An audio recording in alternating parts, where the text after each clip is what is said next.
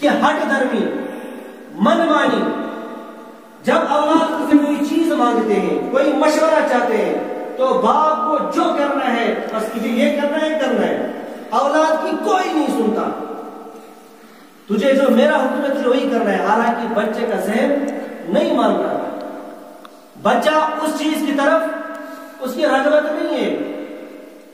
کوئی بیچارہ 10th میں پاس ہوا، اب اس کو 11th میں جانا ہے، اب اس کو سبجیکٹ چوز کرنے ہیں، اس کا دل چاہتا ہے کہ میں آرٹس لوں، باپ کہتا ہے نہیں میڈیکل لے، وہی کہتا ہے آرٹس لکھنا نہیں میڈیکل، اس کا دماغ اس کے لیے تیار نہیں ہے میڈیکل کے لیے، باپ نے جبرن اس کو پکڑوایا، اب اس کا دل نہیں ہے، نہ اسکول میں دل ہے نہ گھر میں دل ہے، نتیجہ یہ نکلا کہ یہ بچہ ڈپریشن کا شکار ہوا۔ پھر یہی ماں باپ روتے ہیں کہ اب میرا بچہ ٹھیک ہی ہو جائے، میں پڑھاؤں گا نہیں، بس ٹھیک ہو جائے، اس کا دماغ ٹھیک ہو جائے۔ حضرت نبی اکرم صلی اللہ علیہ وسلم نے فرمایا کہ یہ والدین یہ ناکام ہیں جو بالکل اپنی منمانی چلائے۔ بچے نے موبائل مانگا، باپ نے نہیں دیا، بچے نے لیپ ٹاپ مانگا، باپ نے نہیں دیا، بچے نے پیسے مانگے، باپ نے نہیں دیا، بالکل جو باپ چاہتا ہے وہی کراتا ہے بچے سے، لیکن آخر یہ بچہ ڈپریشن کا شکار ہو جاتا ہے، اور یہ بچہ بیماری کا شکار ہو جاتا ہے، اور یہ آخر اپنا بستر پکڑ کے بستر میں سو جاتا ہے۔ اللہ تعالیٰ حفاظت فرمائے ایسے والدین سے، اللہ تعالیٰ ہر ایک والدین کو صحیح سمجھ عطا فرمائے۔ یہ ہے افراط۔ دوسرا ہے تفریط۔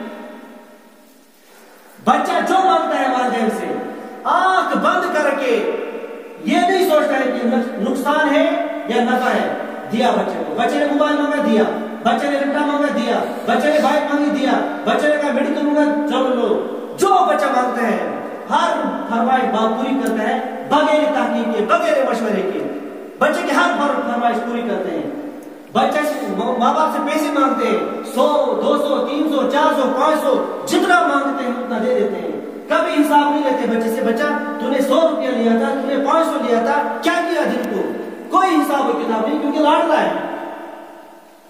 اور جس دن والدین کی طرف سے، باپ کی طرف سے اس کو پیسہ دینا بند ہو جاتا ہے، باپ کا جیب تنگ ہو جاتا ہے، بچے جب اس کے اوپر نظر نہیں ہوتی ہے، اسے حساب و کتاب نہیں ہوتا ہے، وہی بچہ نشے کا شکار ہو جاتا ہے، وہی بچہ منشیات کا شکار ہوتا ہے۔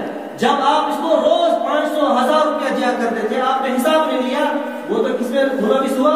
ڈرگس میں۔ اور جس دن اس کو پیسے نہیں ملے، اس کو لت لگ گئی، اس کو نشہ چڑھا ہے، یہی بچہ پھر مسجدوں میں چوری کرتا ہے، یہی بچہ چور بن جاتا ہے، یہی بچہ ڈاکہ مارتا ہے، اور یہی بچہ پھر ماں باپ کی عزت کو اچھالتا ہے۔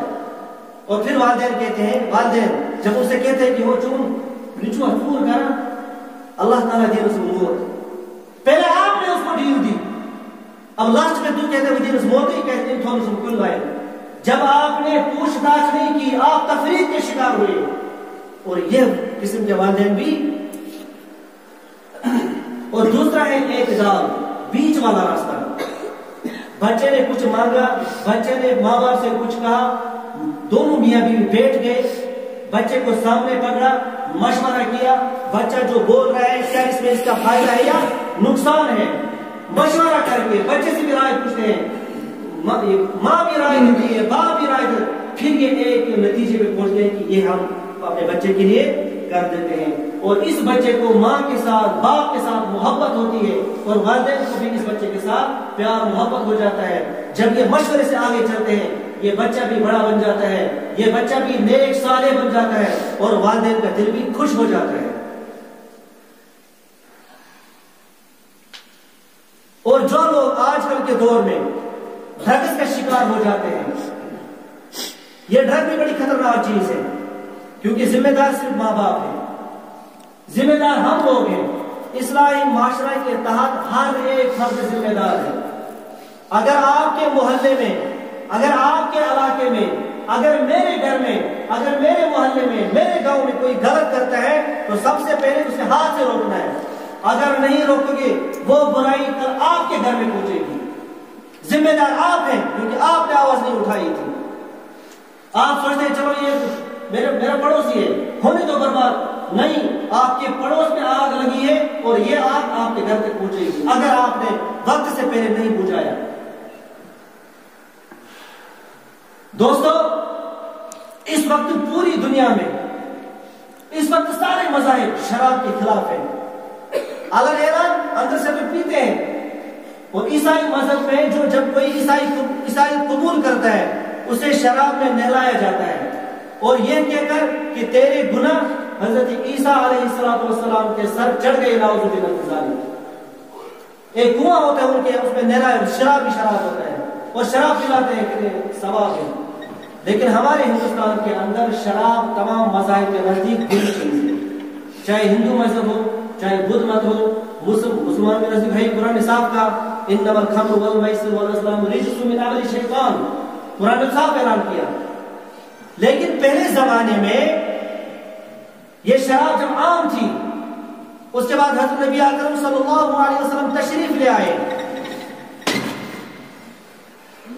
شراب عام تھی، حضرت نبی اکرم صلی اللہ علیہ وسلم نے ایک ساتھ شراب حرام، اور بہت سارے لوگ کہتے ہیں کہ اسلام میں پہلے شراب حلال تھی، جائز تھی۔ نہیں، یہ بات غلط ہے، اسلام میں جائز نہیں تھی، وہ تو پہلے سے پی رہے تھے۔ اور حضرت نبی اکرم صلی اللہ علیہ وسلم اگر ایک ساتھ حرام کرتے، لوگوں کو تو لت لگ گئی تھی، ایک ساتھ کون مانتا؟ حضرت نبی اکرم صلی اللہ علیہ وسلم نے حکمت سے سمجھایا، پھر کہا کہ دیکھو جب تم نماز کے لیے آ جاؤ گے تو 2-3 گھنٹے پہلے شراب چھوڑ دو، کیونکہ شراب پینے کے بعد انسان کا عقل شعور کام نہیں کرتا۔ پھر کچھ صحابہ شراب پیتے رہے، کچھ نے چھوڑ دی، وغیرہ وغیرہ۔ ایک مرتبہ حضرت عبد الرحمن بن عوف رضی اللہ تعالی عنہ نے دعوت کی کچھ صحابہ کی، تو وہ چلے گئے کھانا وغیرہ کا، ابھی شراب حرام نہیں ہو، حرمت کی آیت نازل نہیں ہوئی تھی، شراب حرام نہیں تھی، ابھی پی رہے تھے۔ تو دعوت وغیرہ ہوئی، کھانے کے بعد حضرت عبد الرحمن بن عوف نے شراب پیش کی، سب نے شراب پی، اس میں حضرت علی مرتضی رضی اللہ تعالی عنہ بھی تھے۔ اتنے میں اذان ہوئی، مغرب کی اذان، اور ان سب صحابہ نے حضرت علی رضی اللہ تعالی عنہ کو آگے کیا امامت کے لیے، نماز پڑھائی۔ حضرت علی نے سورہ فاتحہ کے بعد قل یا ایھا الکافرون لا اعبد ما تعبدون پڑھا، لیکن شراب کی وجہ سے دماغ پہ اثر تھا۔ حضرت علی رضی اللہ تعالی عنہ نے قل یا ایھا الکافرون پڑھا، اس کے بعد لا نہیں پڑھا، اعبد ما تعبدون پڑھا، اس کے بعد ولا نہیں پڑھا، اعبد ما تعبدون پڑھا، ہر جگہ لا چھوڑ دیا، اور لا چھوڑنے کی وجہ سے ترجمہ غلط ہوا، مطلب بگڑ گیا۔ انسان کبھی کبھار اسلام سے بھی جا سکتا ہے، جیسے یہاں پہ قل یا ایھا الکافرون، آپ کہہ دیجئے کافروں سے لا اعبد ما تعبدون، میں عبادت نہیں کروں گا اس کی جس کی تم عبادت کرتے ہو، یعنی کہ اے کافرو تم بت کی عبادت کرتے ہو، میں بت کی عبادت نہیں کروں گا، میں اللہ کی عبادت کروں گا۔ اگر میں یہاں پہ کہوں گا لا چھوڑ دوں گا، اعبد ما تعبدون، میں عبادت کروں گا اس کی جس کی تم عبادت کرتے ہو، شرک ہوا، تم تو بتوں کی عبادت کرتے ہو۔ لا چھوڑنے کی وجہ سے ترجمہ غلط ہوا۔ یہ بات حضرت نبی اکرم صلی اللہ علیہ وسلم تک پہنچ گئی۔ حضرت نبی اکرم صلی اللہ علیہ وسلم بلا کے نہ فوراً آیت نازل ہوئی، یا ایھا الذین آمنوا لا تقربوا الصلاۃ وانتم سکارى، اے ایمان والو نماز کے قریب مت آ جاؤ جب تم نشے کی حالت میں ہوں گے۔ اور اس کے بعد قرآن کی باضابطہ آیت نازل ہوئی، یسألونک عن الخمر والمیسر قل فیہما اثم کبیر ومنافع للناس۔ یہ نبی صلی اللہ علیہ وسلم، یہ لوگ آپ کو شراب کے بارے میں پوچھتے ہیں، شراب کیا ہے، جائز ہے یا ناجائز ہے؟ آپ کہہ دیجئے قل فیہما اثم کبیر ومنافع للناس، یہ تو اس میں تو بڑا گناہ ہے، چیز آئے کہ کبھی کبھار آپ کو فائدہ ملے گا، لیکن ساتھ ہی کہا یسألونک عن الخمر والمیسر، شراب کے ساتھ میسر بھی کہا، جس طرح شراب حرام ہے اسی طرح میسر بھی حرام ہے۔ میسر مانے جوا، زہر، شرط۔ تو کبھی کبھار انسان جب شراب پیتا ہے تو اس کو وقتی تو سکون ملتا ہے، قرآن نے پہلے کہا وَمَنَافِعُ لِلنَّاسِ، کبھی کبھار تو فائدہ ملے گا، وقتی سکون ملے گا، لیکن ابدا کیا ہے؟ جہنم۔ اور جب یہ جوا کھیلیں گے، آج ہمارے معاشرے کے اندر ایک لت لگی ہے کسی ڈریم 11 کی، ڈریم 11 بھی میسر ہے، یہ بھی جوا ہے، یہ بھی حرام ہے، اسی طرح جس طرح شراب حرام ہے۔